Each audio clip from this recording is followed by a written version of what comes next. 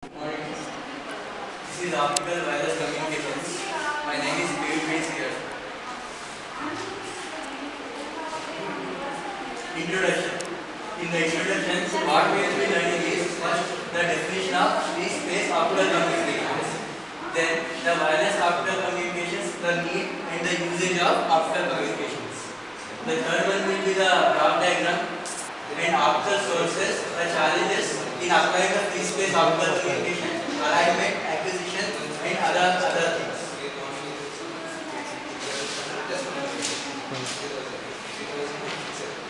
This is the channel model. What is the channel? The medium between the space and the whatever the mode of the traveling is called as channel. The modeling of the channel is attenuation, de-wander, turbulence. What the turbulence is? The disturbance. The disturbance which we find in the medium is called turbulence. There will be different names. The turbulence can be called as inflation or fading, and the turbidity is called due to the rain, snow, fog, whatever occurs in between the space and the earth. And these are the other techniques we will be related to the free space communications. According to the Internet Society, by 2020, over 80% of the world population will be using vigorously the Internet. So the way they use and the density of population and the use will be increasing. That's why the present optical communications, fiber optics, and whatever the means we are using may not be enough. That's why we are using this free space optical communications. We can see here the 3G provides 2 Mbps, whereas the 4G provides 1 GB per second speed. But if 80% of the world population will be using the internet simultaneously, then these speeds will not be valid. These speeds may decrease. That's why we will be using the free space optical communications. Next. This is the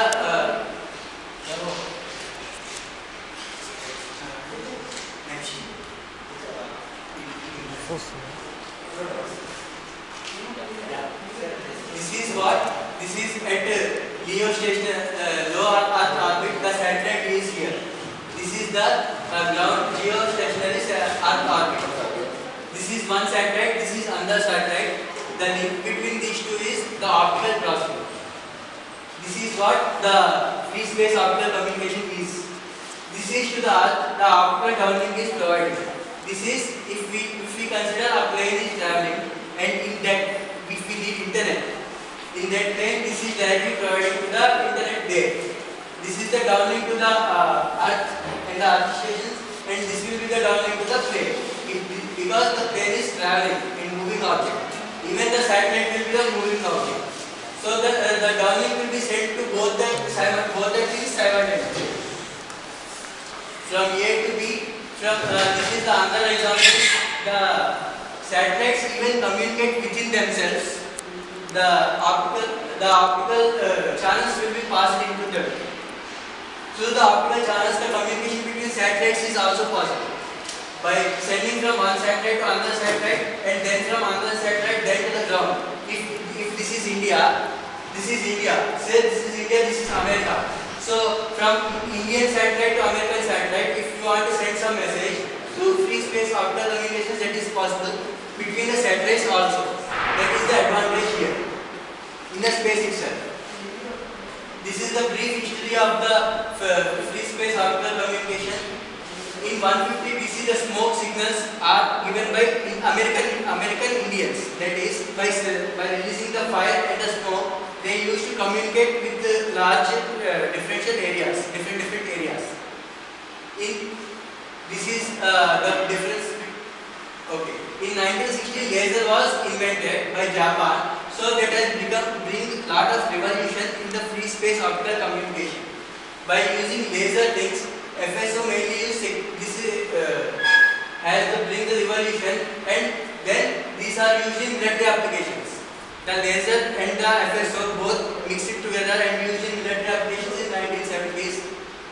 And in 2003, the visible light communication consortium has established by Japan. That was in the 2003. Now this is 2014.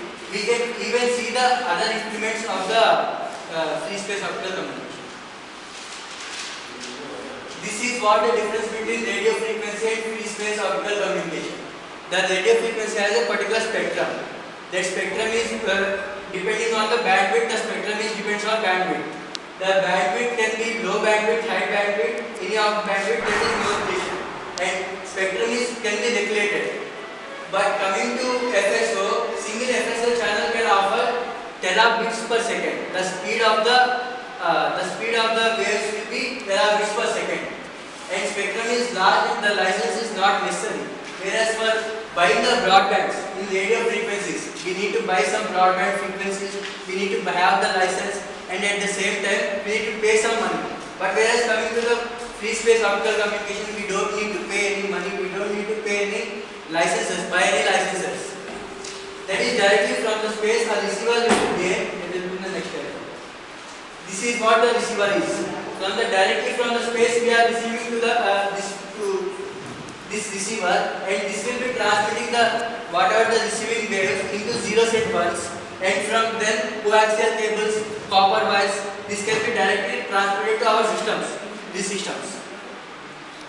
So coming to the fiber optics, the cost is high. We need the drilling permissions. We need to apply the large cables inside into the earth. But coming to the free space optical communication, those things are not required. Directly putting a receiver will be enough. And one more disadvantage we have presently is this is WAN, that is wide area network. What wide area networks? If they are using fiber optics, wide area networks are using fiber optics. This is the LAN, and LANs are using coaxial cables and copper wires. When it is up to the LAN area, it is okay. But the problem comes when LAN is connected to the WAN. The speed of the WAN will be 2.5 Gbps. Coming to the LAN, the speed will be up to 100 Mbps. But on interconnection, what happens is the speed wave may decrease to 4 Mbps or 3 Mbps. That is ridiculous. We will be having lot of problems when we will be interconnecting these two things. But coming to the FSO, these problems may not arise. This is the band. The yellow one will be the band of the FSO.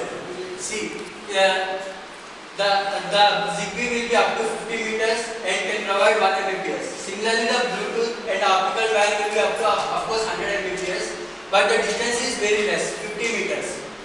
But if we see to FSO, free space optical communications, the distance it will cover up to 5 kilometers.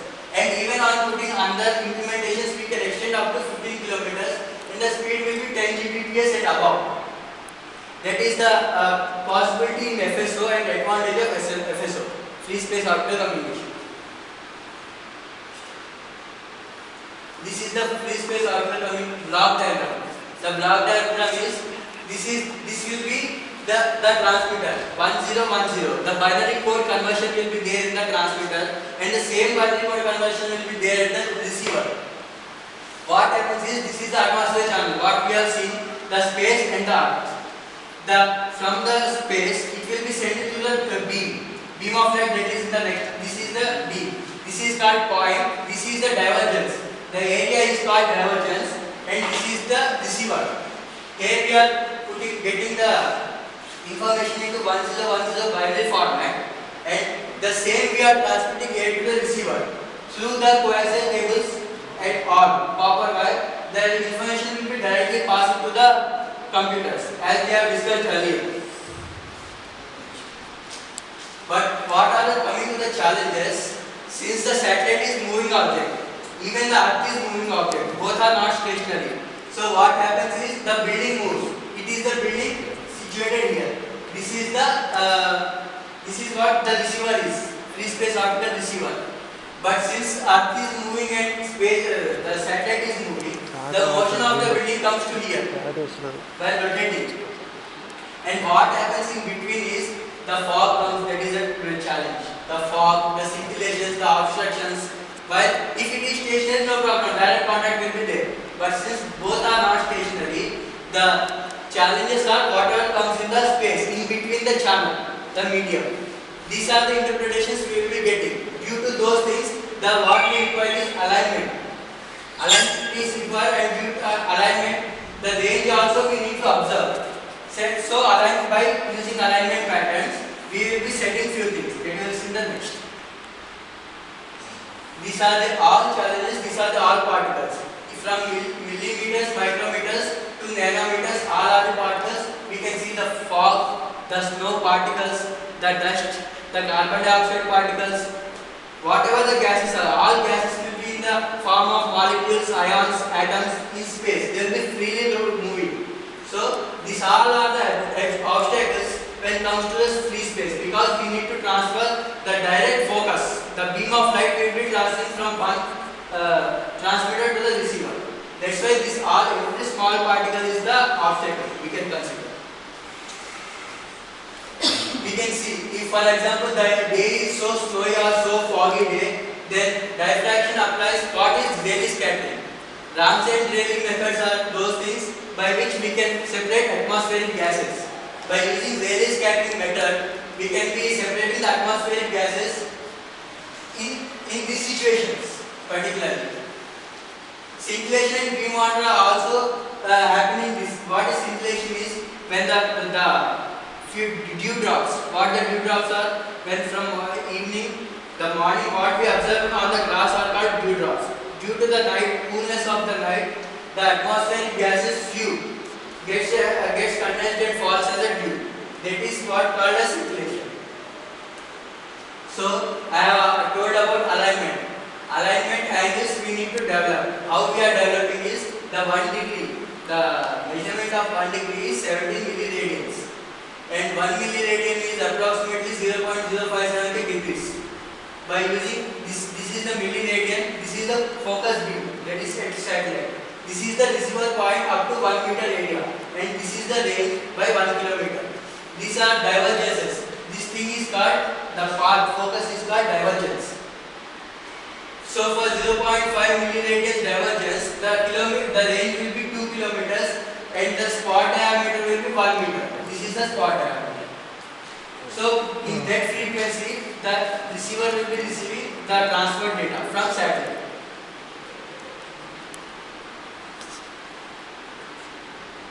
This is the motion of the building. The motion of the building on the earth, if it gets tilted, somewhere it gets tilted, and satellite moves by swaying itself, not straight motion, straightforward motion. So the tip and tilt will be in the satellite. At the same time, the swaying will be in the satellite, and at the same time they both are in the building where the receiver we have put. So those things can be managed like this. The thermal expansion will be high once per day in the satellite. The wind movement will be medium, one per every several seconds. That is even in the satellite. So these all are in the satellite. The building motion of the building will be 15% by 4 milliradians. The divergence, because we need point to point contact distance. The 4% and 5% of the buildings moves by 6 milliradians. The diameter, and 1% of the buildings move by 10 milliradians. So for this particular things, we need to consider a lot more attention we need to pay in order to solve these problems. These are the methods with which we can control those problems. The problems of divergence. Automatic pointing and tracking. By using this one, where divergence we can put. The divergence means if this is more, the divergence, the distance becomes increases. And if divergence is less, we can decrease the distance by which direct contact will occur. But what happens is, in this type of appliance, the cost will be more. But whereas we have large divergence, since if small divergence is there, only to the particular point the receiver will be there. If we have put some 3 to 4 receivers in the big building, then the divergence increase of the divergence is required, so that the receivers will receive at the same time. And even this appliance is of cheap cost. That's why we will be using this one. This is called large divergence field of view. Beam spread. This is the beam. This is spread is large, then it is called divergence. These are modulation methods actually by the pulse waves. These are the modulation methods by the pulse waves. This is the data sent in the form of zeros and ones. The next one is the clock pulse. The data sent will after coming to the transmitter, it will generate itself as the pulse. This is frequency shift modulating and this is phase shift key. Both occurs in digital communications. In analog communications, the modulation will be there, whereas shift key we will be observing only in digital communication. So in the digital manner, the frequency shifting occurs, phase shifting occurs, and by generating it into 2 parts per billion, the wavelength, we will be getting this type of wave, and that will be transferred to our receivers. The noise in FSO systems we will be getting is, first one is background radiation. Background radiation occurs from satellite when behind the satellite what we see is the sunlight. So this can be considered as the background radiation. Coming to short noise. If your key is selected, then again you have to cut. Only one more slide is there. One more slide. But when he is waiting, he has to wait. Yeah. No, he is on the He is there now. He has to wait. Yes, so these are applications of FSO. The last slide. I'm not there. So by remote control applications can be handled by frequency shift by free space optical communications using infrared communications. This is a visible light communication for indoor appliances. That is one more application. And coming to the non-line of sight ultraviolet communications, these are all the advantages and applications of free space optical communications. Thank you.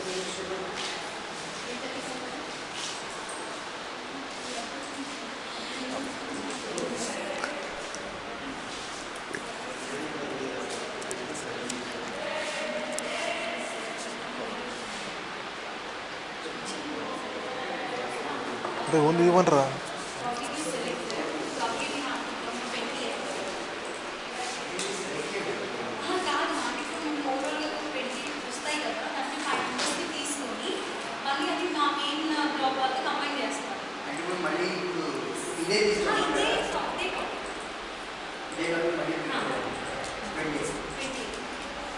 మేము ఎవరికి చెప్పలేదు, call చేసి చెప్తాము. Okay అయితే ఇది okay అని చెప్పి నేను ముందే చెప్పేస్తాను.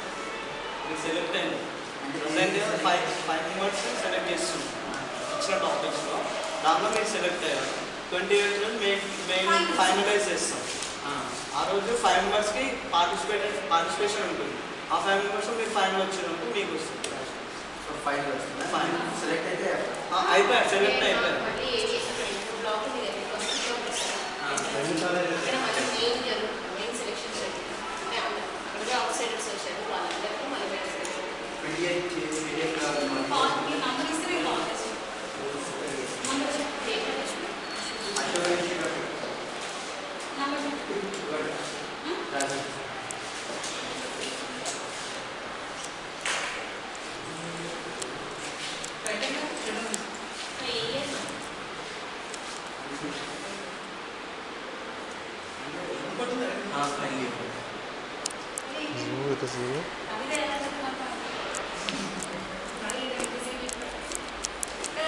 This is very